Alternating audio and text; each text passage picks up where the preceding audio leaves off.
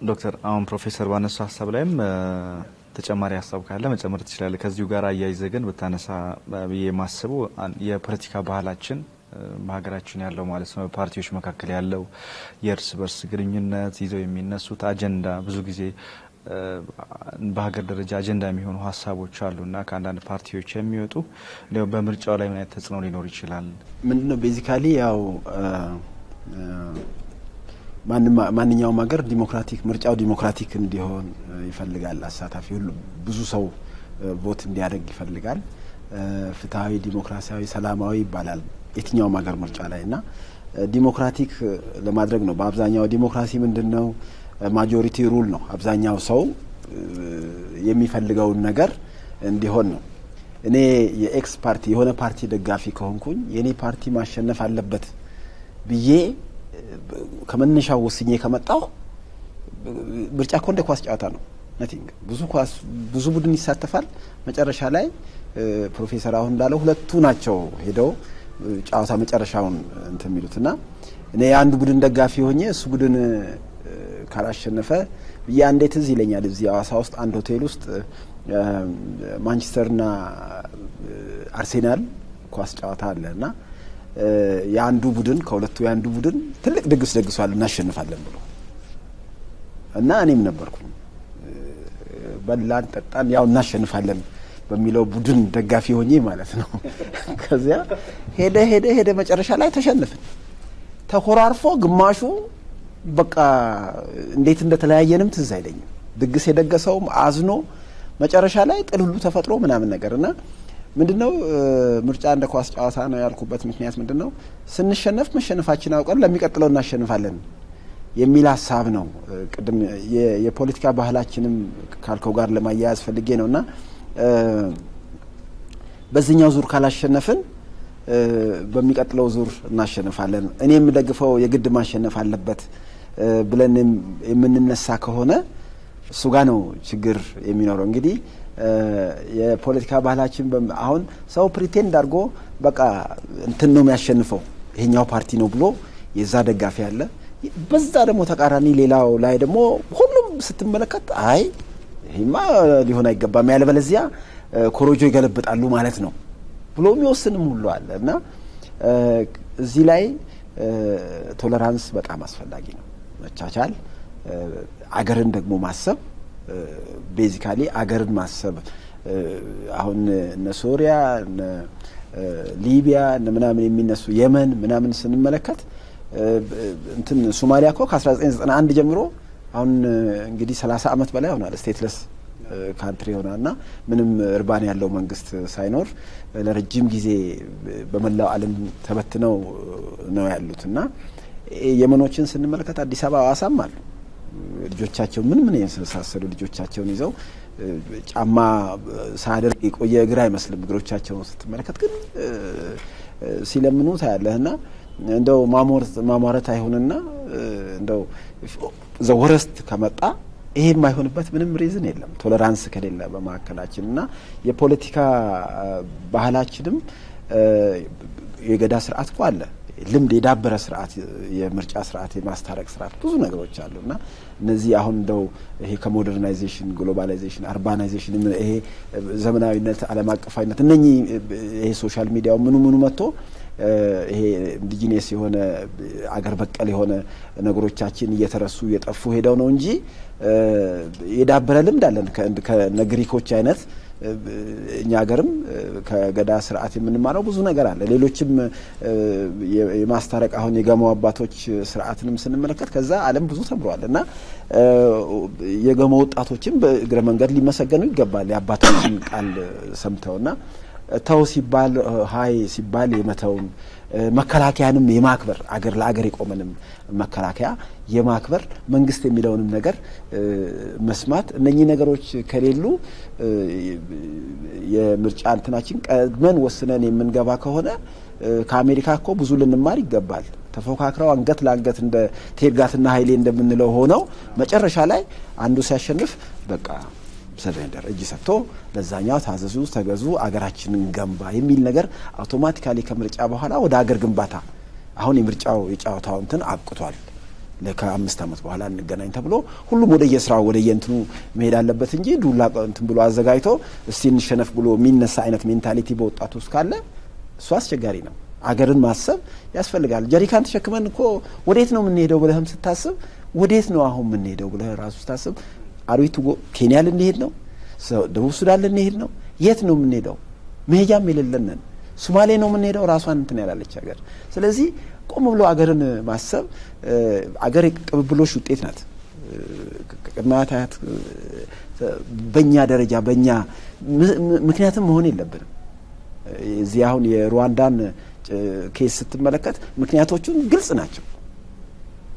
ያ አንዳንዴ ሚዲያ ውስጥም የምትመለከታቸው ነገሮች እንዲህ ሊደረግ ታስቧል፣ እንዲህ ሊደረግ ነው፣ ይሄ ካልሆነ እንዲህ ይሆናል እየተባለ የሚጻፉ ነገሮችም አሉና አገርን ቀድሞ ማሰብ ከሁሉም ነገር በላይ አገርን ማሰብ እናት አባት ልጅ ሚስት የሌለው ሰው ደግሞ እናት አባቱን አያቱን ታማሚ ልጁን ምኑን ማሰብ እንደ አገር ማሰብ ያስፈልጋልና ከምርጫ በፊትም ከምርጫ በኋላ ቅድመ ቁጥር 1 ኢትዮጵያን ማዳን የሚለውን ነገር አገር ከሌለ ሁሉ ነገር የለምና መበታተን የሚባለው ነገር ማማራት ነው። እኔ ኢትዮጵያ ውስጥ ይሄ ቃል ራሱ አንዳንዴ ስሰማ አይ ዶንት ፊል ጉድ እንደው ጥሩ ስሜት አይሰማኝም። ኢትዮጵያ እንደዛ ትሆናለች ብሎ ማሰብም አያስፈልግም። አትሆንም፣ የምትሆንበት ምንም ሪዝን የለምና ግን ቀዳዳዎችን ማጥበብ ሁሉም ሰው ኮሚትድ ሆኖ በተለይ ሚዲያውም ቤተክርስቲያኑም መስጊዱም ቤተሰብም ሁሉም በየሙያው አመቺ ሁኔታ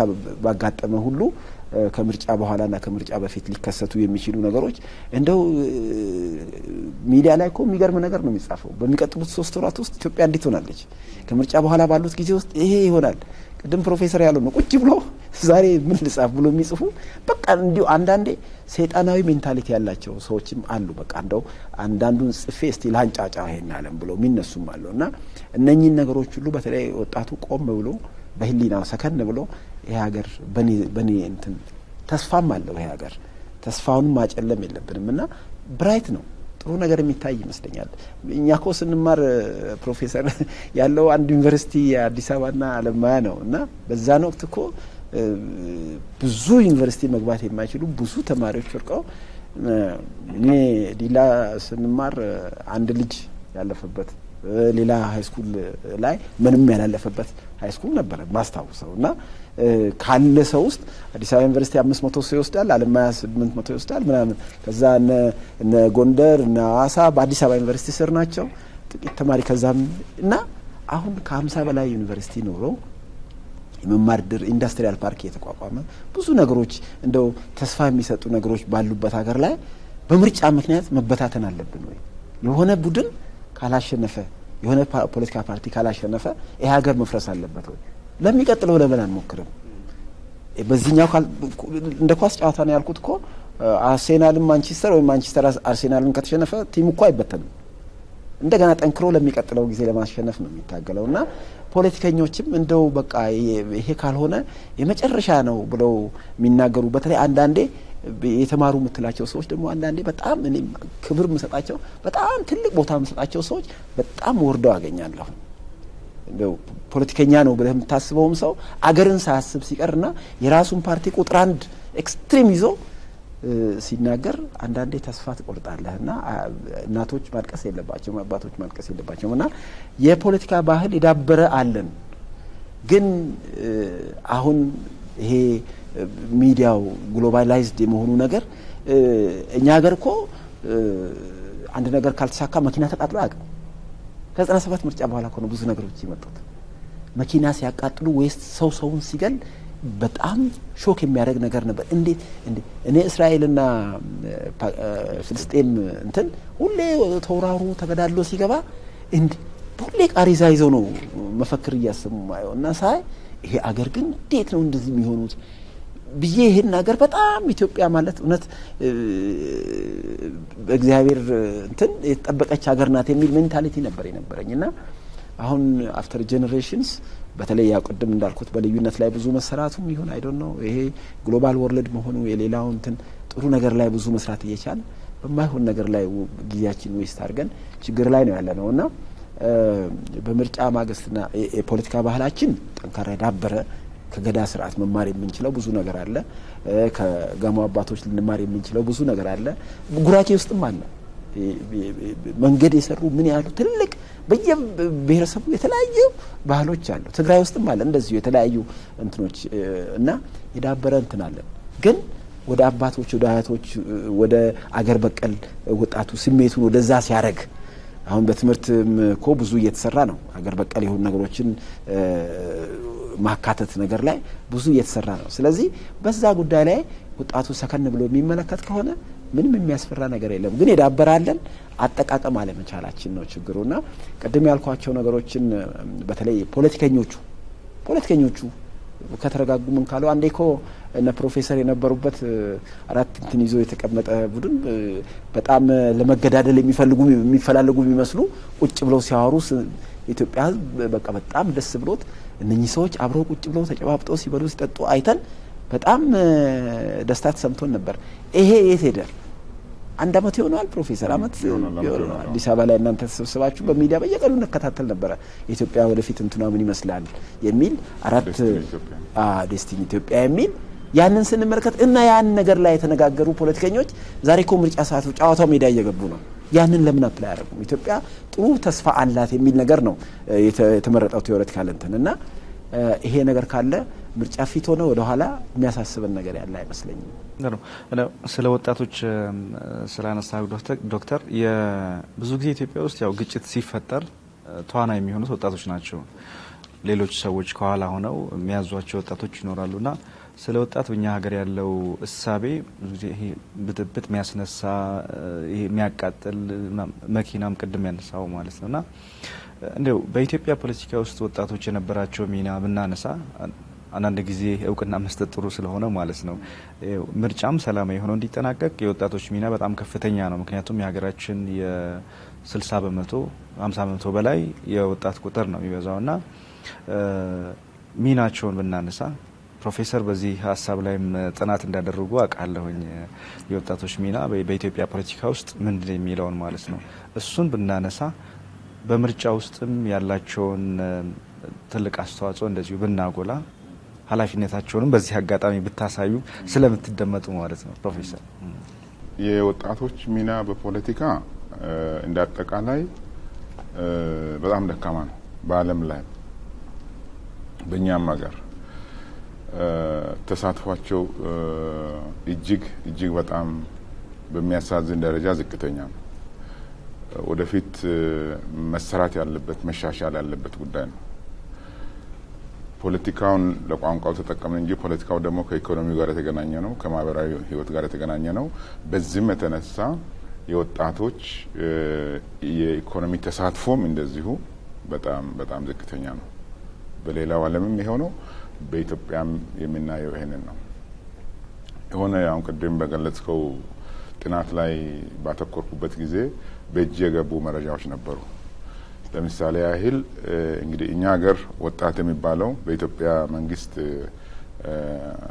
ዴፊኒሽን መሰረት እድሜያቸው ከ15 እስከ 29 የሆኑት ሌሎች ሀገሮች የተለያየ ቁጥር ይጠቀማሉ ከ15 እስከ 29 የሚጠቀሙ አሉ እንደ ቻይና የመሳሰሉ ከ18 እስከ 29 የሚጠቀሙ አሉ ከ15 እስከ 35 የሚጠቀሙ አሉ ይለያያል ስለዚህ የሌሎቹን ትተን የኛን መሰረት ብናረግ ከ15 እስከ 29 ያሉ ወጣቶች የፖለቲካ ተሳትፏቸው ምን ይመስላል የኢኮኖሚ ተሳትፏቸው ምን ይመስላል የሚል ጥያቄ ነው እየጠየቀኝ ያለው መልሱ ደግሞ እጅግ በጣም ዝቅተኛ ነው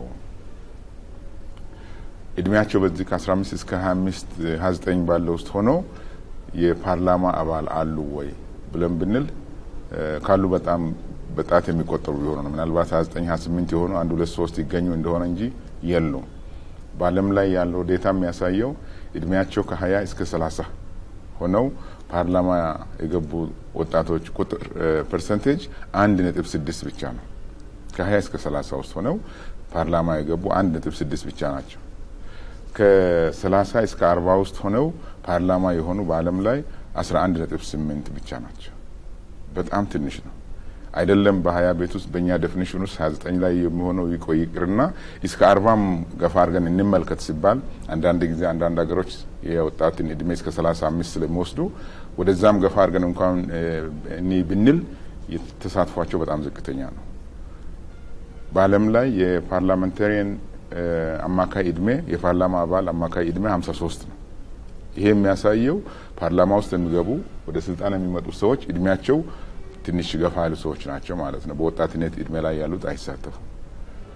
ይሄ ለምን ሆነ? ሳይችሉ ቀርተው ነው አይደለም። ዛሬ 29 28 30 25 ላይ ሆነው በጣም ጎበዝ የሆኑ አገር ማስተዳደር የሚችሉ የፓርላማ አባል ሆነው አስተዋጽኦ ማድረግ የሚችሉ ወጣቶች ብዙ ናቸው። በጣም ብዙ ናቸው።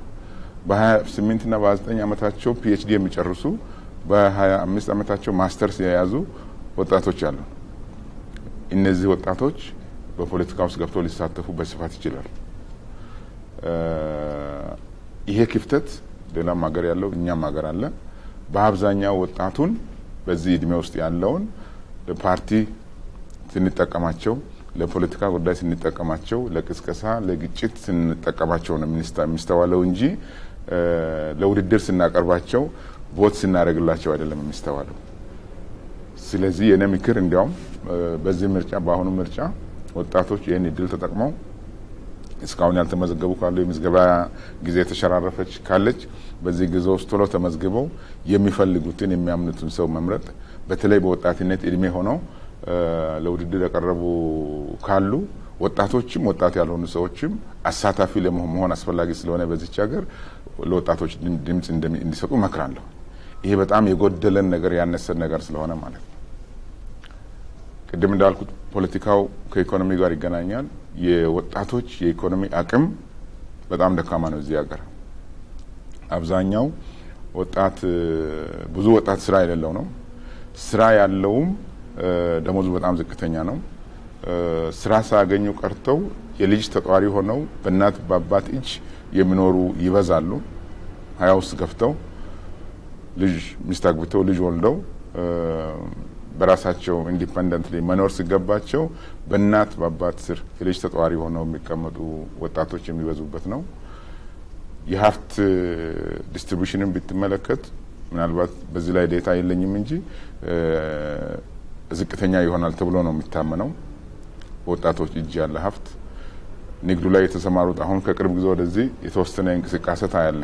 ወጣት ሆነው ወደ አረብ ሀገር ሄደው ከዱባይ ዕቃ ያስመጡ ከቻይና ዕቃ ያስመጡ የሚሰሩ እነዚህ ስቲል በጣም በቁጥር ናቸው። አብዛኛውን አይወክሉም። አብዛኛው ይልቁንም ስራ አጥ ነው። በዝቅተኛ ኑሮ ነው የሚተዳደረው። ምንም ነገር ሲያጣ አገር ጥሎ የሚሄድ ነው የምታስተውለው ወደ ደቡብ አፍሪካ፣ ወደ አረብ ሀገር፣ ወደ አውሮፓ እዛ ሄደው ያልፍልናል ስሉ እዛም ሳይደርሱ መሀከል ላይ የሚያልፉ ወጣቶች ነው የምናውቀው። ስለዚህ በኢኮኖሚው የኛ ወጣት ኢትዮጵያዊ ወጣት በጣም የተጎዳ ነው። ትኩረት ሊሰጠው የሚገባ ነው።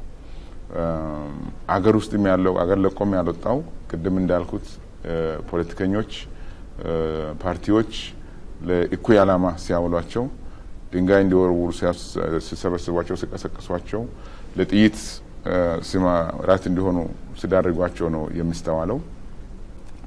ይህንን ሁሉ መፍታት ካለብን የወጣቱ ተሳትፎ በፖለቲካው መሻሻል አለበት። ምናልባት በዚህ ዙር በዚህ ምርጫ በርካታ ወጣት እጩዎች አልቀረቡ ይሆናል፣ አላቅም፣ መረጃው የለኝም። አሁን በርካታ መራጮች ከወጣቶችም አልተሳተፉ ይሆናል።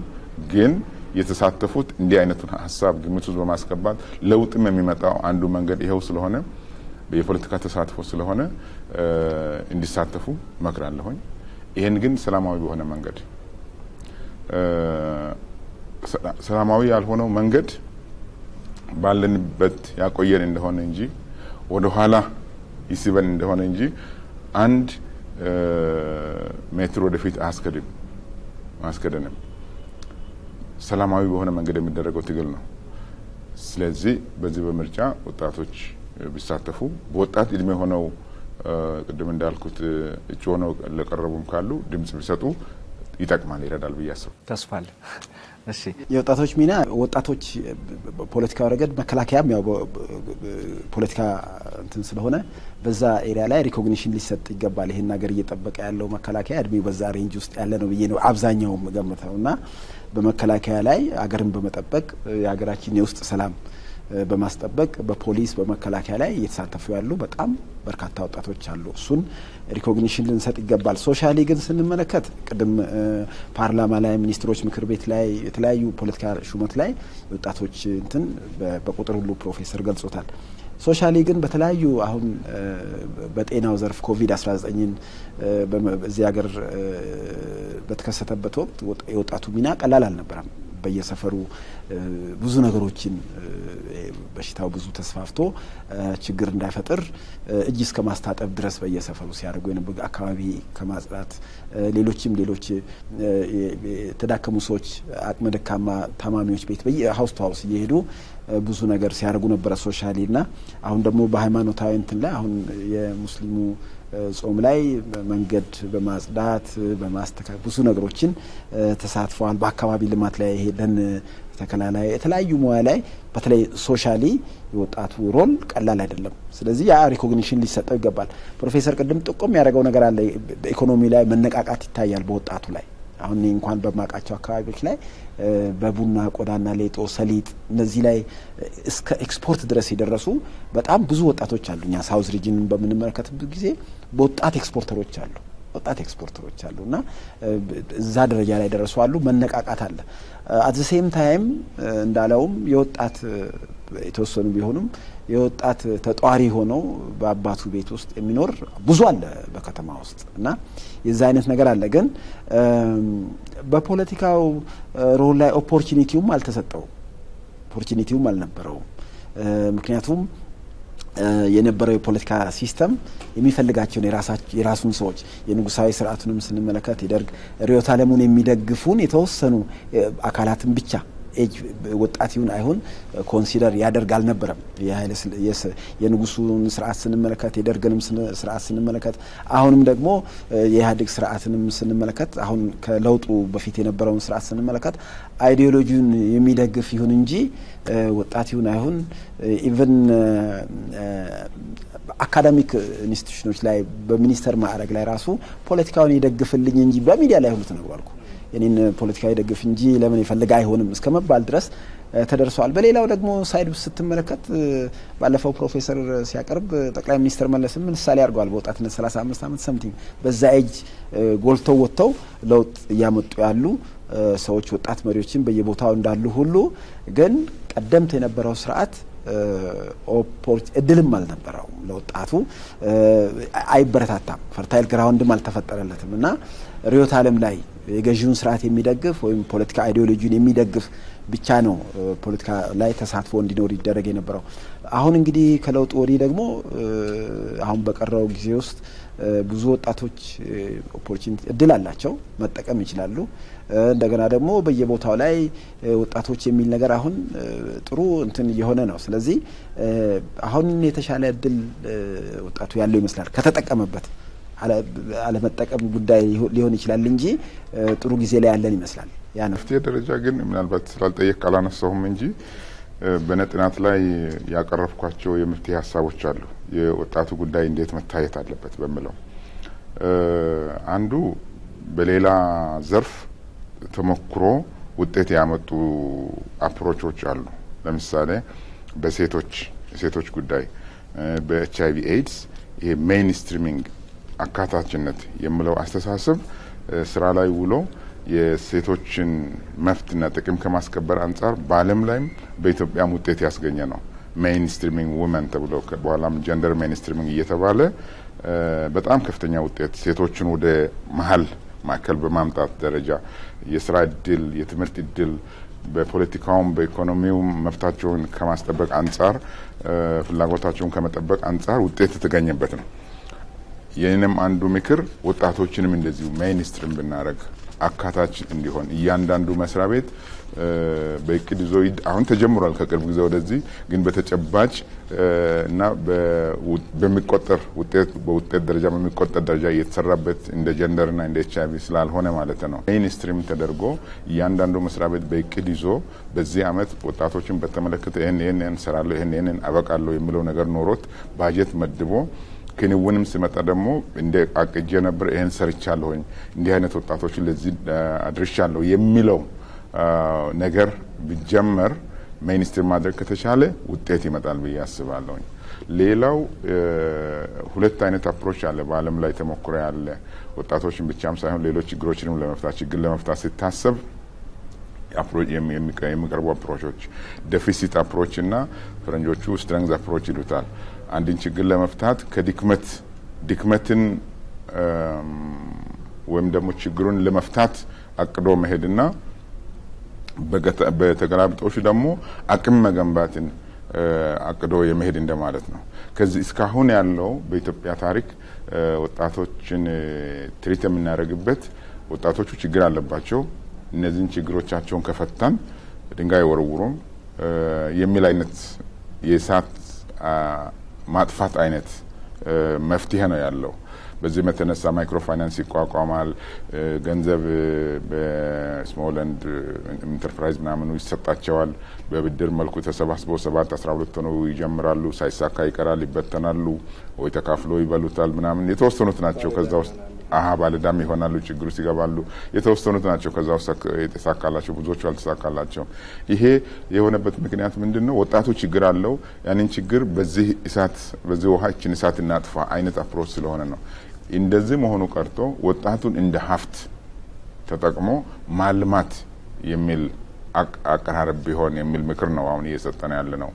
ለምሳሌ መሬትን እንደ ሀብት እንቆጥራለን ማዕድን እንደ ሀብት እንቆጥራለን የሰው ኃይል እንደ ሀብት ስንቆጥር ወጣቱንም እንደ ሀብት ቆጥረን ይሄን ወጣት አሳድጎ ለሀገር ልማት እንዲውል ስታረግ ዛሬ ያለውንም በዚህ በእሳት ማጥፋት ደረጃ የምትፈታውን ችግር ፈተህ ለነገው መሰረት ይጥላል ማለት ነው። የነገዋን ኢትዮጵያ የሚቀበል የተደራጀ የተማረ የሰለጠነ ብቁ አቅም ያለው ትውልድ ፈጥረት አልፋለ እያንዳንዱ በዚህ መልኩ ትውልድን ካሸጋገረ የሀገር ልማትም ይፈጥናል ማለት ነውና ወጣትን እንደ ሀብት ተጠቅሞ ያን የማልማት አፕሮች ነው መያዝ ያለበት እንደ ችግር እንዳለበትና ያችን ችግር እንደመፍታት መፍትሄ መሄድ አለበት የሚል ሌላው ሐሳብ ነው።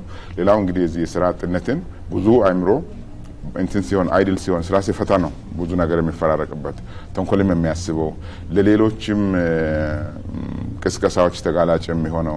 ስለዚህ ወጣቱ ስራ እንዳይፈታ አይምሮን ቢዚ የምታደርግበት መንገድ አንዱ የስራ እድል መፍጠር ነው። የመዝናኛ ፕሮግራሞች ሊሆኑ ይችላሉ በየቦታው አሁን የእግር ኳስ ሜዳዎች ሌሎችም መዝናኛ ፕሮግራሞች ቢኖሩ ልጆች እዛ ሄደው ያሳልፋሉ ጊዜያቸውን ጫት ይዘው መጠጥ ይዘው ሀሺሽ ይዘው ምናምን ከማቃጠል እዛ አካባቢ ሄደው ሲዝናኑ ይውላሉ። ላይብረሪዎች ቢዘጋጁ ገፍተው ያነባሉ። አሁን ከተማዎች ላይ ብዙ ከተማዎች ላይ ላይብረሪ የለም አይታየም።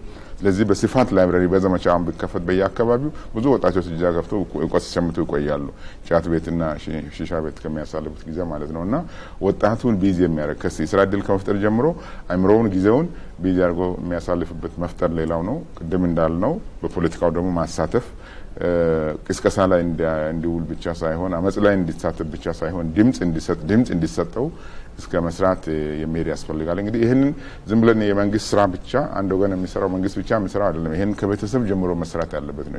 የስብዕና ግንባታ ከቤተሰብ ነው የሚጀምረው። የሃይማኖት ተቋማት ሚና ይኖራቸዋል። ትምህርት ቤቶች ከአንደኛ ከኬጂ መዋዕለ ህጻናት ጀምሮ እስከ ዩኒቨርሲቲ ያሉት የትምህርት ተቋማትም እንደዚሁ ይሄን በዚህ በስብዕና ግንባታ ላይ መሳተፍ ይኖርባቸዋል። ይሄ ከተሰራ አይ ቲንክ የነገዋን ኢትዮጵያ በደንብ መገንባት ዛሬ ላይ ሆነ መገንባት እንችላለን። የዛሬንም ችግር እየፈታን ማለት ነው።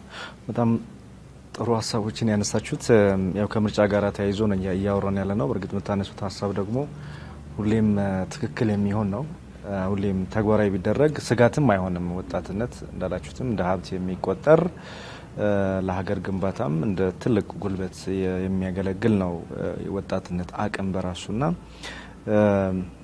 ብዙ ባለድርሻዎች ቢሳተፉ እኛም ካለን የወጣት ኃይል ብዙ ስለሆነ ኢትዮጵያ በወጣት ሀብታም እንደሆነች ብዙ ጊዜ ስለሚነገር ማለት ነው ተጠቃሚ እንሆናለን። ከዚሁ ጋር ተያይዞ ምናልባት የፖለቲካ ፓርቲዎች ለምርጫው ሰላማዊ ዲሞክራሲያዊ መሆን ቅድም በርግጥ የሀገራችን የፖለቲካ ባህል እያነሳን ነበረ። አሁን ግን ያው ቅስቀሳም እያደረጉ ነው፣ ክርክሮች እየተደረጉ ነው የሚገኙት። አንዳንድ ክርክሮችን እናያለን።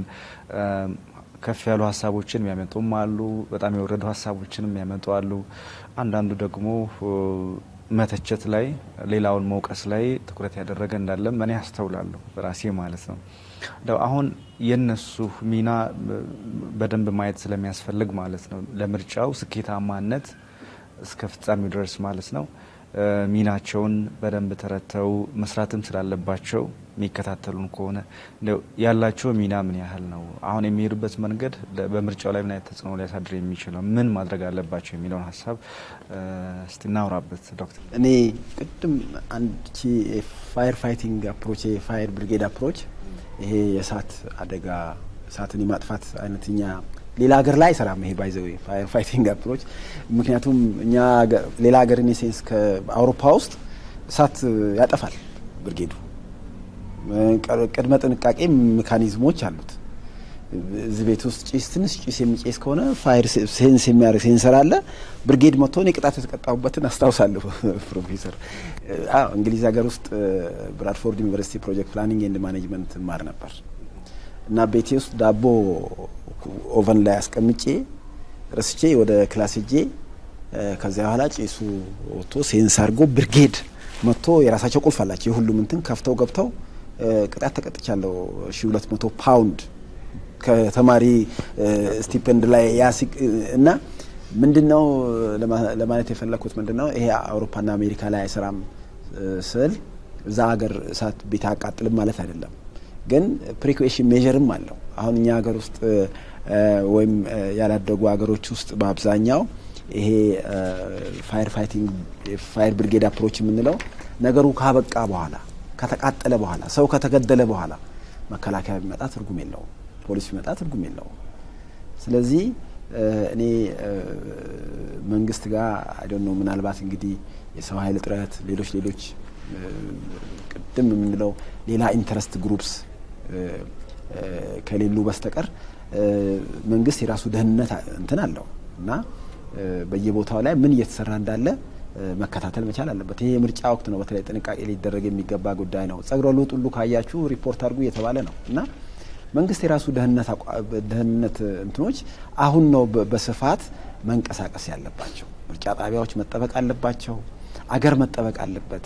በጣም አሁን ይሄ ኮንፍሊክት ፕሮን የሆኑ የግጭት ብዙ ጊዜ ሴንሲቲቭ የሆኑ አገራችን ውስጥ የሚታወቁ አካባቢዎች አሉ። ከዚህም ብዙ ጥፋት የደረሰባቸው ቦታዎች፣ ብዙ የሚፎከርባቸው በየሚዲያ ብዙ የሚደረግባቸው አካባቢዎች ላይ ልዩ ጥበቃ ማድረግ እና አደጋው ደርሶ ችግሩ ተፈጥሮ ከዚያ በኋላ ሄልፕለስ አንዴ ከእጅህ ካመለጠ በኋላ መልሶ እንትን ማለቱ አስቸጋሪ ነው። ሰውም ፍራስትሬት ይሆናል፣ ተስፋ ይቆርጣል። ከዚያ በኋላ ወዴት ነው የምትሄደው? በቃ ልጆቼን ላደን ቤቴን ማዳን አለብኝ ብለህ አንተ በተገኘው ነገር ይዘህ ትወጣለህ። ይሄ ነው እኮ በትንሹ እኮ ቢጀምረው አገር እንትን ሲፈርስ። ስለዚህ መንግስት በዚህ ላይ ትልቅ ሮል መጫወት አለበት። በፖሊስና በመከላከያ ብቻ ደግሞ አገር አይጠበቅም። ሚዲያም የምንናገራቸው ነገሮች ሁሉ በጣም ጥሩ የሆኑ ተስፋ የሚሰጡ ነገሮች፣ ተስፋ የሚያስቆርጡ ነገሮች ሳይሆን ስለመበታተን ብቻ ሁሉ የምታወራ ከሆነ እሱም አስፈሪ ነገር ነው። ስለ ተስፋ ስለ ጥሩ ነገር ደጋግሞ መናገር ጆሮም ጥሩ ነገር ሊሰማ ይገባል እና የሃይማኖት ተቋማትም ከጊዜ ከሌላው ጊዜ ፎከሳቸውን ወደዚህ ወደ ምርጫው ጋር ወደ መቻቻል ወደ አንድነት ወደ አገርን የማዳን ጉዳይ ላይ ፎከስ መምከር እንጂ ኢትዮጵያ ልትፈርስ ነው ይሄ ከሆነ ትፈርሳለች እያልን በየጊዜው መናገሩ አስፈላጊ ሳይሆን ቅድመ ጥንቃቄዎች በተለይ በደህንነቱ የሚደረገው ነገር እንደተጠበቀ ሆኖ ከቤተሰብ ጀምሮ ፕሮፌሰር እንዳለው ብዙ ነገር መሰራት አለበት። ሚዲያ ትልቅ ሮል አለው ዶዳውት በሰፊው መሰራት አለበት እና አንዳንዱ እኮ ቤቱ ሲቃጠል እኔ ጋር አይደርስም ብሎ 7ኛ ፎቅ ላይ ቁጭ ብሎ የሚጠብቃል ሲሉ ነበር ባለፈው ጠቅላይ ሚኒስትሩና የተለያዩ አይነት ሰዎች እንዳሉ ሲናገሩ ነበር። ውጪ ሆኖ የሚሞቅ አለ፣ ሌላው ቤት ሲቃጠል የሚሞቅ እንደገና ደግሞ እኔ ጋር አይደርስም ብሎ የሚያስብ እንዲህ አይነት ነገሮችን ትተን አገራችን ከቃጥሎ መጠበቅ ቀርሞ ፕሪኮሽን ሜዠርስ ደህንነት ተቋማቶች ብዙ መስራት አለባቸው። የሃይማኖት ተቋም፣ የትምህርት ተቋም ሁሉም በዚህ ሰዓት ምክንያቱም ሌሎች ኢንተረስታቸው ምርጫው ብቻ ነው ወይ ፖፔት መንግስት ለማቋቋም ነው የተለያየ ነገር ይባላል በሚዲያውና ከዚህ ከግድባችንም ጋር የሚያያዝ ነገር አለ።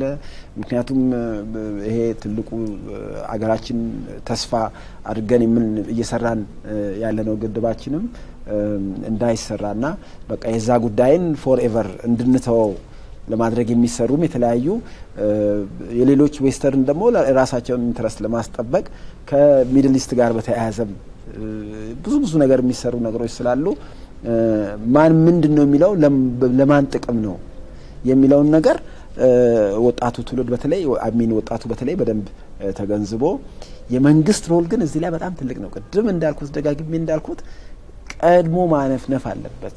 የደህንነት ተቋሙ ብዙ ሊሰራ ይገባል። ፕሮፌሰር ያለው ፋየር ፋይቲንግ አፕሮች ለኛ ሀገር በተለይ አደጋ ነው አሁን ባለንበት ኮንዲሽን እና በዛ ላይ መሰራት አለበት። የዚህ የምርጫ ፖለቲካ ፓርቲዎች ደግሞ ቅድም አንተ ራስ ያነሳው ነገር አለ ራሱ ከሚሰራው ስራ ይልቅ ሌላውን ማጠልሸት ሌላው ነገር ትቶ እኔ ይሄንን ሰራለሁ ብዬ አስቤያለሁ ከመረጣችሁኝ ይሄንን ሰራለሁ ብሎ ስለራሱ ብቻ ይሄ ኮኢትኖ ሴንተሪዝም ምናምን የምንለው ነው። የራስን ቤስት አርጎ የሌላውን ጋርቤጅ ትራዲሽናል አውትዴትድ ሳቬጅ አርጎ ሌላውን መመልከት ነው የምንለው በእኛ ቋንቋ በዚህ በአንትሮፖሎጂና ይሄ ካልቸራል ሪሌቲቪዝም ደግሞ የምንለው አለ በተቃራኒ የዛ አይነት መከባበር ምርጫ እንትኖች ሁሉ የፖለቲካ ፓርቲዎች የመከባበርን ከነሱ ልንማር ይገባል። በጣም ፖለቲከኛ ናቸው ከነሱ ብዙ ልንማር ይገባል። እነሱ ደግሞ ዌስተርን ምርጫዎች እንዴት ናቸው የሚለውንም ነገር ሊያስተምሩን ሲናገሩም በኃላፊነት ቢናገሩ ውጤት ልናመጣ እንችላለን ብዬ ነው ማስበውና ቤዚካሊ ግን ፋውንዴሽናችን ምንድነው ኢትዮጵያ የምትባለው ሀገር ናት። አይ ቲንክ የፖለቲካ ፓርቲዎች ትልቅ ኃላፊነት አለባቸው። እነሱ ዛሬ እቺን ሀገር ነገ ከመረጣችሁን እንመራለን ብለው በሙሉ ልብ በሙሉ ድፍረት ተከታይ አባል አበጅተው የተንቀሳቀሱ ናቸው። ከበስተጀርባቸው በጣም በርካታ ሰው አለ የሚሉትን የሚሰማቸው የሚፈጽም ኃይል አለ። ስለዚህ የሚናገሩት እያንዳንዷ መልእክት ትርጉም አላት ዋጋም አላትና ቅድም አንተም እንደገለጽከው ዶክተር ዳኘም እንዳለው ፕሮግራማቸውን ግልጽና ግልጽ በሆነ መንገድ ብቻ ስለራሳቸው ነው በአብዛኛው ቢያወሩ ብናገሩ የሚመረጠው። ስለሌላው ድክመት አይናገሩ አይደለም። ነገር ግን ትኩረታቸው የሌላውን ድክመት ማጋለጥ ሳይሆን የራሳቸውን ጥንካሬ ማሳየት ሊመረጡም የሚገባው በሌላው ድክመት ሳይሆን በእነሱ በራሳቸው ጥንካሬ መሆን ሲገባው ማለት ነው። ይሄ አንድ እንደ ትልቅ መልእክት ይዘውት ወደ ህዝባቸው ወደ መራጩ መውረድ የሚገባቸው ነገር ነው ብዬ አምናለሁ። ሁለተኛው ደጋፊዎቻቸውና ተከታዮቻቸውን ሲቀርቡ ካሸነፉ ኃላፊነት ወስደው ሀገር ሊመሩ ሊያስተዳድሩ ከተሸነፉ ደግሞ ተቀብለው ሊመለሱ አይነት ነው አርጎ ማዘጋጀት ያለባቸው። ቅድም እንደተገለጸው እኔ ብቻ ነኝ የማሸንፈው ለዚች ሀገር ብቸኛው መራጭ እኔ ነኝ ከኔ ውጪ ላሳር የሚል አይነት አስተሳሰብ ውስጥ ራሳቸውም ገፍተው ተከታዮቻቸውንም አስገብተው በኋላ በምርጫው ሳይሳካ ሲቀር ተከታዮች እንዲያምጹ እንዲከፋቸው ግጭት ውስጥ እንዲገባ ሊያረግ ስለሚችል ስለምርጫ ሲያስተምሩ እቅዳቸውን ሲያወርዱ ካሸነፉ እንደሚቀበሉ ከተሸነፉም እንደሚቀበሉ ሆኖ ነው መውረድ ያለበት። ምርጫ ይመጣል ይሄዳል። ከሚለዋወጡ ነገሮች አንዱ ነገር ቢሆን ፓርቲዎች ናቸው። ፓርቲዎች በእኛ እድሜ እንኳን ስንት ተመሰረቱ፣ ስንት ተከሰሙ፣ ስንት ተጠፉ፣ ስንት ምርጫ ተደረገ፣ ስንት ምርጫ አለፈ። ግን የማያልፍ የማይለወጥ ህዝብ አለ። በዚህ በማያልፍ በማይለወጥ ህዝብ መካከል ቅራኔ ፈጥሮ አደጋ አስከትሎ ማለፍን የመሰለ ታሪክ የማይምረው ይቅር የማይለው ጥፋት የለምና ወደ አደጋ እንዳይገባ ወደ ግጭት እንዳይገባ አርገው የማስተማር ትልቅ ኃላፊነት አለባቸው። ዛሬ በፖለቲካ መስመር ልዩነት ይለያዩ እንጂ እነዚህ የፖለቲካ ፓርቲዎችና አባሎቻቸው ከሌላ ዓለም የመጡ አይደሉም። እዚሁ እኛ የምናውቃቸው ወንድማማቾች እህትማማቾች ናቸው። ከአንድ ቤተሰብ የተለያየ የፖለቲካ አባል የሚሆኑ ሰዎች ይኖራሉ። ከጎረቤት አንዱ ሌላው ሊሆን ይችላል። በሌላው እኮ አብረው ናቸው። ሰርጉ ላይ አብረው ናቸው፣ ሀዘኑ ላይ አብረው ናቸው፣ እርሻው ላይ አብረው ናቸው፣ ንግዱ ላይ አብረው ናቸው፣ በማህበራዊ ግንኙነት አብረው ናቸው። ስለዚህ ፖለቲካ ሊከፋፍላቸው ሊያራርቃቸው ሊያጋጫቸው ፈጽሞ ሊፈቀድ አይገባም። ስለዚህ ፓርቲዎችም ይሁኑ የፓርቲ አባላት እና ተከታዮች ይሄ ፋሽን ነው ብሎ ማመን አለባቸው። ከፓርቲ ጀምሮ ፖለቲካ ፓርቲም ይሁን ምርጫም ይሁን ፋሽን ነው። አሁን መጥቷል ይሄዳል፣ ነገ ሌላ ይመጣል። ህዝብ ግን አንድ ነው፣ ፋሽን አይደለም። ህዝብ ፋሽን አይደለም። ህዝብ አገር ፋሽን አይደለም። መቀጠል ያለበት አብሮ መቀጠል ያለበት ነው። አሁን አንዳንድ ቦታ እያስተዋልን ነው። በፖለቲካ ምክንያት ቤተሰብ ውስጥ ብጥብጥ እየገባ በፖለቲካ ምክንያት ወንድማማቾች እህትማማቾች እየተራራቁ ትዳር ውስጥ ችግር የተከሰተ አንቺ እንዴት የሱ ወንድም ሆነሽ የን ፓርቲ ትከታያለሽ ምናምን የሚባልበት ጊዜ ላይ ወርደናልና ከዚህ ቶሎ መውጣት ያስፈልጋል። ስለዚህ እዚህ ላይ የፖለቲካ ፓርቲዎች እና መሪዎቻቸው ህዝቡን በማስተማር ትልቁ ሚና ይጫወታሉ። ሲተት ቢፈጠር ነገር ችግር ውስጥ ቢገባ ከማንም በላይ ተጠያቂ እነሱ ናቸው። በህግም ይጠየቃሉ፣ በሞራልም ይጠየቃሉ፣ በእግዚአብሔር ፊትም ይጠየቃሉ። ምክንያቱም ያወቁ መመለስ የሚቻለውን ነገር ሳይመልሱ ቀርተዋል። በመጨረሻ ይህ ምርጫ እንግዲህ በተደጋጋሚ ይነሳል። ልዩ ትኩረት በመንግስትም የተሰጠው ነው። ከውጭ ኃይላትም የሚነሱ ሀሳቦች በተደጋጋሚ የቅርቡ የአሜሪካን ሴናተሮችን አስተያየት እናስታውሳለን።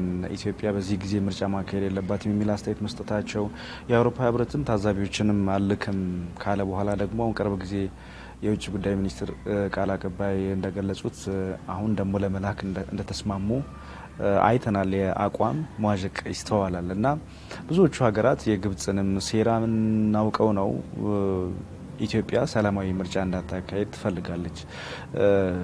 የኢትዮጵያ የውስጥ ሰላምም እንዲደፈርስ ደግሞ በትጋት እንደምትሰራ ታሪክም ምስክር ነውና እንደው ይህንን ምርጫ ልዩ ትኩረት ሰጥተን ሁላችንም ለዚህ ምርጫ ሰላማዊ መሆን እንድንተጋ የሚያስገድዱ ምክንያቶች ብዙ ናቸው። በእርግጥ ግን ደግሞ በእናንተ በኩልም ብታነሱ እንደ መልእክት ማለት ነው መጨረሻ ላይ ሁሉም ዜጋ ኃላፊነት ወስዶ ሰላማዊ ምርጫ ዲሞክራሲያዊ ፍትሃዊ በኢትዮጵያ ታሪክ እንዲደረግ ለማድረግ ምንድነው ማድረግ ያለበት? ለምክርም አስተያየትም ተሰጡ ዶክተር። ጥሩ ነው። አንድ ዩዥዋሊ እኔ አሁን በአብዛኛው ጊዜ አሁን ከግብጽ ጋር በተገናኘ ብዙ ነገር ይባላል። ወደ ምርጫው መጣለሁ። ግብጽና ሱዳን ጎረቤቶቻችን ናቸው። አንድ ነገር መካድ የለብንም። የምንናገረው ነገርም ዘላቂ ጎረቤቶች ናቸው። እነሱም እኮ ከካርታ ሪሙቭ ተደርጎ ሌላ ሰው አይመጣም። እኛም ኢትዮጵያ ህዝብ ይሄ ነው እንግዲህ ከኢትዮጵያ መጣ ሌላ አውጣ አታስገባም እና እነሱም ጎረቤትነታቸው ይቀጥላል። አንዳንዴ መጥፎ ጎረቤት ጋራም ተቻችለ ነው የምትኖረው። ስለዚህ ሱዳን ብዙ ጊዜ ሀሳቧን ቀይራለች። ያው እንደምናውቀው አንዴ ከግብጽ ጋር ኃይለኛ ሆነ፣ አንዴ ደግሞ ከኛ ጋር። ስለዚህ አሜሪካ፣ ሌሎች የአውሮፓ ህብረት የተለያዩ ኢንተረስቶች አሏቸው። አሜሪካ ጥቅሟን ነው ብዙ ጊዜ ያው እኛም ጥቅማችን ነው። በርግጥ ግን ወደ አሸናፊ ናት። ዩዥዋሊ አቋማችን ፊርም ከሆነ አንድነታችን ጠንክሮ የሚታይ ከሆነ ይሄ ነገር የሚቀጥል ከሆነ ወደኛ ነው የምትሆነው። ምንም ዳውት የለውም። የሚቀጥለው መንግስት ጋር ነው እሷ የምትለጠፈው። ግን በምንናገረውና በምንጽፈው ነገር ላይ በዘላቂነት የሚቀጥሉ ጎረቤቶቻችንም በዲፕሎማሲ እንጂ ካፍ ወጣ ነገር ወይም እንትን አይመለስም እንደሚባለው ጥንቃቄ ልናደርግ ይገባል። ጎረቤቶቻችን ናቸው ምን ጊዜም። ይሄ ሊካድ የሚገባ ነገር አይደለም። በጥቅም ምክንያት በተለያዩ ምክንያቶች እንግዲህ አሜሪካ ከሱዳን ጋር ያላት ግንኙነት ከፊት ምን ነበረ አሁን ደግሞ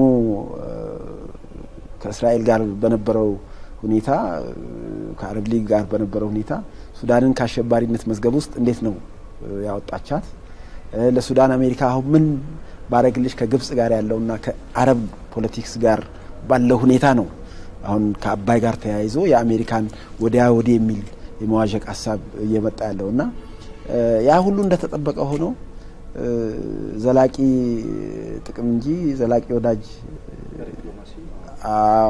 ስለዚህ በመንናገርበት ጊዜ በመንጽፍበት ጊዜ ዘላቂ ጎረቤቶቻችንንም በጣም ዲፕሎማቲክ በሆነ ነገር ዊን ዊን የሆነ እኛ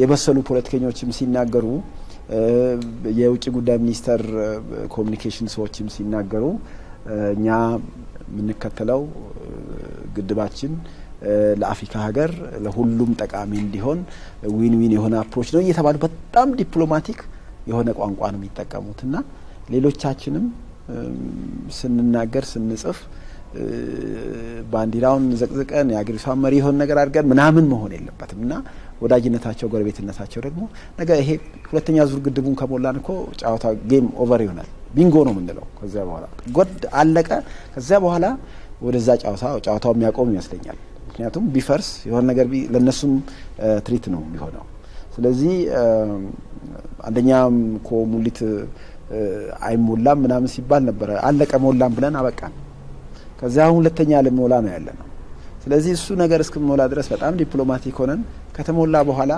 ጭቅጭቁም እየቀነሰ መሄድ ይመስላልና ከዘላቂ ጎረቤቶቻችን ጋራም የከፋ ንግግር የምንጽፋቸውንም ነገሮች ቋሚ ችግር እንዳይፈጥሩብን መጠንቀቅ ያስፈልጋል ከዛ ውጪ ለወጣቶች እንግዲህ ደጋግመን በተለያየ ጊዜም እንደሚባለው ፕሮፌሰርም በጽሁፉ ባቀረበው እንትን ላይም ወጣቶች እንግዲህ የተለያዩ ግሪቫንሶች አላቸው እነዚህን ችግሮች በሂደት ነው የሚፈታው ኦል ኦፍ ሰደን ባንድ ምሽት በሁሉም አገሪቷ ውስጥ አስፋልት መንገድ ሊገባ አይችልም በሁሉም ገጠሪቷ ውስጥ ሃይ ስኩል ሊከፈት አይችልም ሁሉም ቦታ ኢንዱስትሪያል ፓርክ ሊቋቋም አይችልም የስራ እድል ፈጠራ ሁሉም ዩኒቨርሲቲ ከ50 ዩኒቨርሲቲ መጣ ተማሪ ወዲያውኑ ስራ ሊሰጠው አይችልም በሀገሪቷ አቅም ያንዳንዱ ነገር ግን ከተባበርን ከተጋገዝን መንግስትንም የምናገዝ ከሆነ የሀገራችንን አቅም የምናውቅ ከሆነ በሂደት ዴስቲኒ ኢትዮጵያ ላይ በቀረበው ጭላንጭል ይታያል የሚባለው ነገር እንደው ተስፋ ማድረግ ነው የሚሻለው ሀገር የተስፋ ሀገር ናት የሚባለውም ነገር እሱንም አንዳንዴ ቆም ብለን ብንመለከተው ጥሩ ነው ስለዚህ ወጣቱ ቆም ብሎ አገርን የማስቀጠል ነገር ላይ ቢያስብ ሌሎችንም አንድ ሰው አንዱን ከያዘ ቀላል ነው በሄርንበት ቦታ ላይ በዚህ ነገር ላይ ብንሰራ ሀገራችንን የምትቀጥልበት ትፈርሳለች ያበቃላታል ከዚህ ምርጫ በኋላ ብለው የሚያማሩቱባትም ሰዎች አፍ ምናሲዘው ደግሞ በተግባራዊ ስራ ትላንት የዚህ ሙስሊሙ እንትን በተደረገው ላይ ክርስቲያኑና ሙስሊሙ ሲጎራረስ ይሄ ለጥላቶቻችን ትልቅ ትርጉም አለው እንዲህ ስናረግ ወሎ ላይ አንዴ ምን የሚል ነገር አዲስ አበባ ላይ ከ3 አመት በፊት በነበረው ኢህአዴግ እና ኢህአዴግ ቢ ብለን እንውሰድና ቀድሞ የነበረው ኢህአዴግ ላይ ተለጠፈ አሊማና አስቴር ጓደኛሞች ናቸው ይላል ስለ ሙስሊምና ስለ ጓደኝነት ፍላገር አውቶቡስ ተራ ላይ ትልቅ ፖስተር ያየሰው የሚያስታውስ ካለና እኔ ምን ማለት ነው ይሄ አሊማና አስቴር which means ሙስሊምና ክርስቲያን ጓደኛሞች ናቸው ቡና ይጠራራሉ አብሮ ይጠጣሉ አብሮ ይበላሉ ምን ማለት ነው ይሄ ትርጉሙ ሰፊ ነው ለምን አስፈለገ ብዬ በጣም ይገርመኝ ነበርና ይሄ እያደረግን ያለነው እኔ ሃይማኖት ትዝ አይልህም ግራቀኝ ጓደኛ ሙስሊም ነው ኦርቶዶክስ ነው ፕሮቴስታንት ይሄንን አይነት ነገር ትተን ሚታይ ፍቅራችን የሚያመጣ ለጥላቶቻችን ለማይተኙት ለተለያየ ኢንተረስት ላላቸው ግሩፖች ተስፋ የሚያስቆርጥ ነገር ስናደርግ ነው አገራችን ጥሩ ሁኔታ ላይ እንትን ምትለውና ወጣቱም የጠባቂነት ስሜትም ከመንግስት ከምን ሁሉ ነገር ቀደም እንዳለው ፕሮፌሰር የወጣት ተጧሪም የሚሆኑ ሊሚትድ ሪኮግኒሽን አብዛኛውን አይደለም ባይ ዘ ዌይ ደካማ ጎን የምንናገረው የተወሰኑ ወጣቶች ያልን ነው እስካሁን በተነጋገርነው ነገርና እነኚህ ኤክስትሪም የሆኑ ሐሳቦች ጽንፈኝነት እነኛ አመለካከቶች ከጠፉ የፖለቲካ ፓርቲዎችም ቀደም ፕሮፌሰር እንዳለው ካሸነፍን ጥሩ አገር በዚህ ፖሊሲ በዚህ እንትናችን ማኒፌስቶችን እንመራለን ከተሸነፍን ለሚቀጥለው እንሞክራለን ስለዚህ እኛ ተከታዮች ሌላ ነገር ውስጥ አሁን ዲሞክራሲ በዱላ አይደለም በኃይል አይደለም በምን አይደለም ብለው ማስተማር አለባቸው ቅድም እንደተባለው ያ ከተደረገ ቤተሰብ ደግሞ ልጁን መብራት አለበት በተለይ ቤተሰብ እኮ ሁሉም ሰው እኮ ቤተሰብ ውስጥ ነው አድሮ ጧት የሚወጣው ስለዚህ ቤተሰብ በኃላፊነት እንትን ካላለኮ መቋጠሪያው ይጠፋል በኋላ የምትይዘው የምትጨብጠው ነገር ይጠፋልና ሁሉም ቤተሰብ ልጁን መግራት አለበት አገር የሚለውን ነገር የሃይማኖት ተቋሞች ያደርጉ ነው ብዙ ነገር ሲቪክ ሶሳይቲ ብዙ ነገር እየተባለ ነው ሚዲያ እናንተም ይሄው ፓርት ነው የዛ ፓርት ነው ብዙ እየሰራችሁ ነው ሌላውም ሌላ ነገሩን ትቶ በሰላም በአንድነት በፍቅር ላይ ሚታይ ኦን ዘ ግራውንድ የሚታይ ነገር ላይ ከተሰራ ይሄ ሀገር ተስፋ አለው ይቀጥላል የሚል እምነት ነው ያለኝና በዛ ነገር ላይ ፎከስ ብናደርግ የተሻለ ነው የሚል ሐሳብ ነው ያለኝ ምርጫውን ከሀገራችን ሁኔታ ጋር በቀጥታ አገናኝቼ ከማንሳቴ በፊት የአውሮፓ ህብረት በቅርብ ጊዜ የሐሳብ ለውጥ እንደው ምን ይሆን ምክንያቱ በየሳስብ ነበርና መጀመሪያ አንልክም እነዚህ ሁኔታዎች ካልተመቻቹ አንልክም ብለው በኋላ ደግሞ በኤክስፐርት ደረጃ እንልካለን ብለዋል ምናልባት እቺ ኤክስፐርት የምትለው ቃል እንደ ፌስ ሴቪንግ የተጠቀሟት ይመስለኛል ያው ዋናውን መልእክት ልንልካለን የሚለው ነው ይሄ እኔ አንዱ ታየኝ መጀመሪያውንም እኔ አንልክም ባሉበት ጊዜ አይልኩም ብዬ ለመውሰድ በጣም ከብዶኝ ነበር ምክንያቱም በኢትዮጵያ ሳይድ የታየ ይሄ ነው የሚባል ግድፈት አልነበረም እንዳይመጡ የሚያርግ ይሄ ነው ተብሎ የሚገመት ግድፈት ስላልነበረ ምናልባት እቺ ለመደራደር የታሰበች ሳትሆን አትቀርም የሚል ግምት ነበረኝ አሁንም ልካለን ሲሉ ቶሎ የመጣልኝ እሱ ነው በቃ ኢትዮጵያ አቋሟን አጽንታ ከፈለጉ ይቅሩ እንጂ የሚቀየር ነገር የለም ማለቷን ሲረዱ ተለሳልሰው ልከዋል ስለዚህ በአቋም መጽናት እና ጠንካራ መሆን ዋጋ እዚጋ እንዳለው እና ነጥብ እንዳስቆጠረልን ነው የሚታየኝ በግድቡም ዙሪያ እንደዚሁ ነው ጠንካራ አቋም መያዝ ነጥብ እንደሚያስቆጥር ሌላው የአውሮፓ ህብረት ኢትዮጵያ እንድትበታተን አትፈልግም ግጭት ኢትዮጵያ ውስጥ ኖሮ አሁን እንደ ሶማሌ እንደ የመን እንደ ሊቢያ ኢትዮጵያ እንድትሆን አይፈልጉም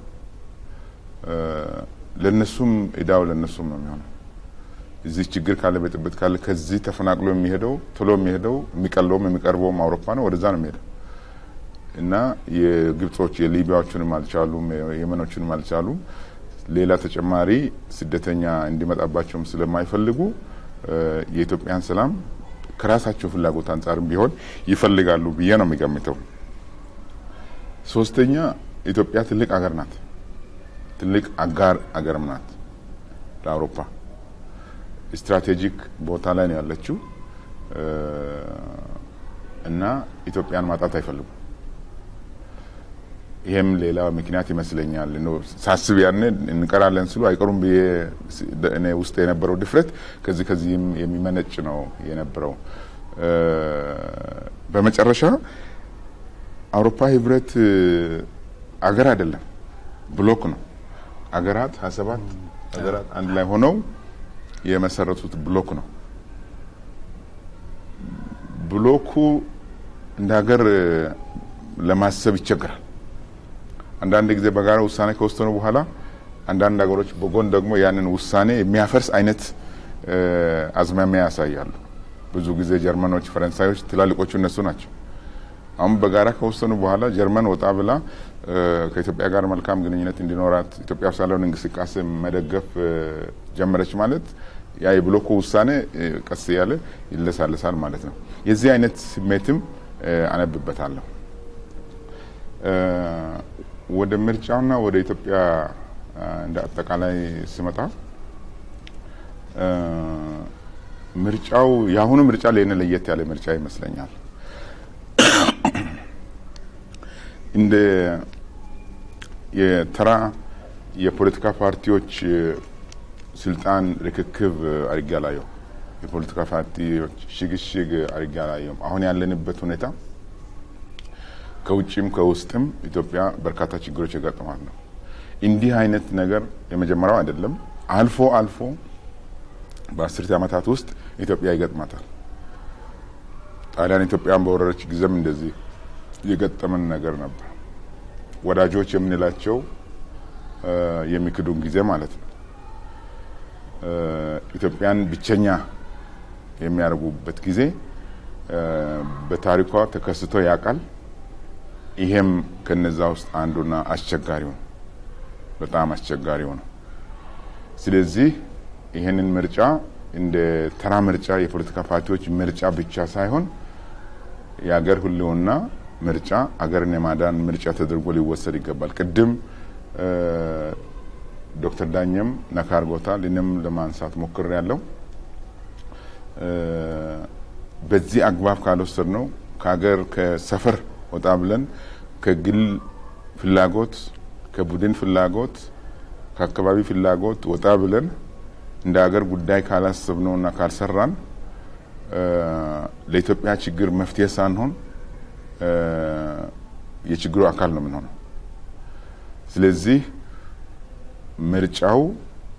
ስለ ምርጫው ስናስብ ድምጽ ለመስጠት ስናስብ እቺን ሀገር አሁን ከገባችበት አስከፊና አስቸጋሪ ሁኔታ ማውጣትና ማሻገር የሚችለው ማን ነው? የትኛው ፓርቲ ነው?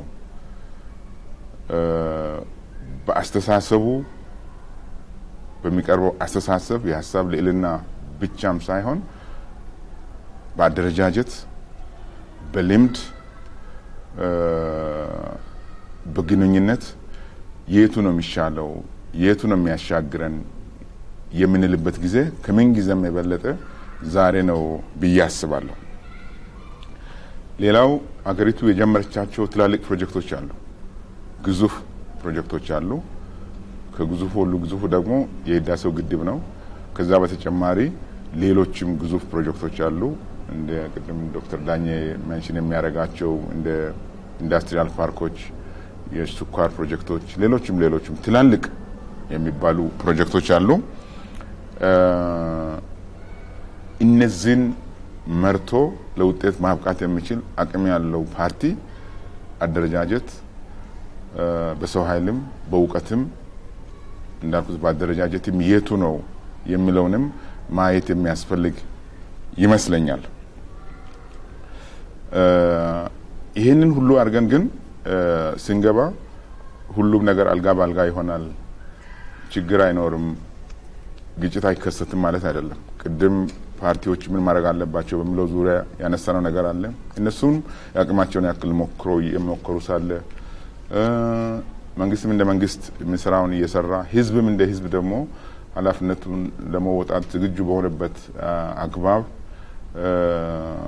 ችግር አይኖርም ማለት አይባልም። ሊኖር ይችላል። ቢከሰትስ ምንድነው የሚደረገው የሚለውን ማሰብ ያስፈልጋል። ከምርጫ በፊትም ይሁን በምርጫ ወቅትም ይሁን ከምርጫ በኋላ ቢከሰት ምን ሊደረግ ይቻላል? ዶክተር ዳኘ ቅድም የመንግስት ተቋማት ስራቸው መስራት አለባቸው ብለው እውነት እነዚህ የፖሊስ የጸጥታ ሌሎችም አካላት በተጠንቀቆ ነው የተጣለባቸውን አደራ በብቃት ሊወጡ ይገባል። ግን ይሄ ደግሞ ለነሱ ብቻ የሚተው ስላልሆነ ነው ቅድም ፓርቲዎች ጋር ወደ ህዝብም እየወረድን ያለ ነው። ወደ ህዝብ ውስጥም ሲገባ አገር በቀል እውቀቶች አሉ። በሌላ ጊዜ ችግር በመፍታት የሚታወቁ ማለት ነው፣ ግጭት በመፍታት የሚታወቁ ማለት ነው። የምርጫ ግጭት ከሌላ ጊዜ ግጭት የተለያየ አይደለም።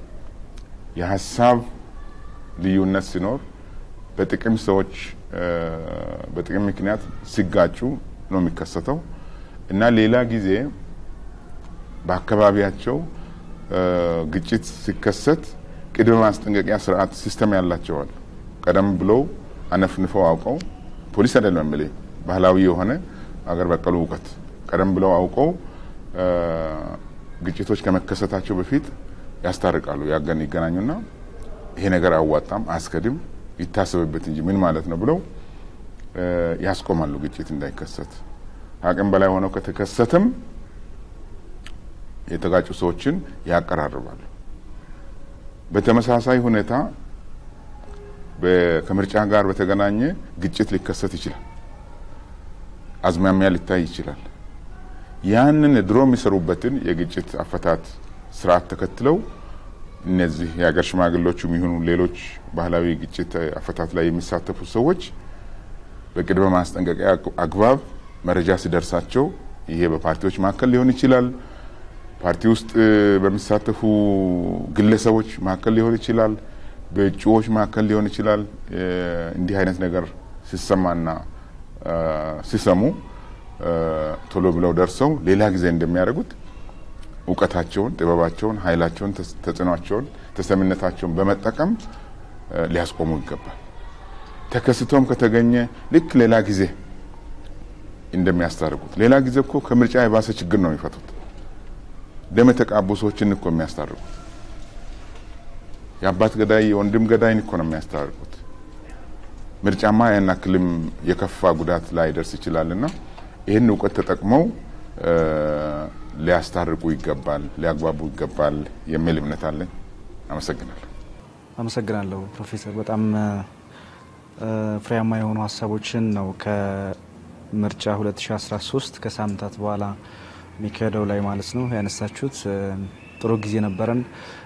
ቆይታችን እንግዲህ ይህን ይመስል ነበር። ጊዜያችሁን ስለሰጣችሁን በጣም ነው የምናመሰግነው። ክቡራን ተመልካቾቻችን ከምሁራን ጋራ በ2013 ግንቦት ወር መጨረሻ አካባቢ በሚደረገው ምርጫ ላይ ትኩረት አድርገን ቆይታ ያደረግንበት የውይይት ፕሮግራም ይህንን ይመስል ነበር። ይህንን ፕሮግራም ያሰናዳልን ከደቡብ ሬዲዮና ቴሌቪዥን ድርጅት ጋር በመሆን ማለት ነው የደቡብ ክልል የመንግስት ኮሚኒኬሽን ቢሮ ነው። ከልብ እናመሰግናለን። የቀረጻ ቦታን የተባበረው የሮሪ ሆቴል ሐዋሳን እንደዚሁ እናመሰግናለን። እናንተም ከኛ ጋር ጊዜያችሁን ስላሳለፋችሁ ምስጋናችን ከልብ ነው። በሌሎች ወቅታዊ ጉዳዮች እንገናኛለን። ሳምንት ጤና ይስጥልን።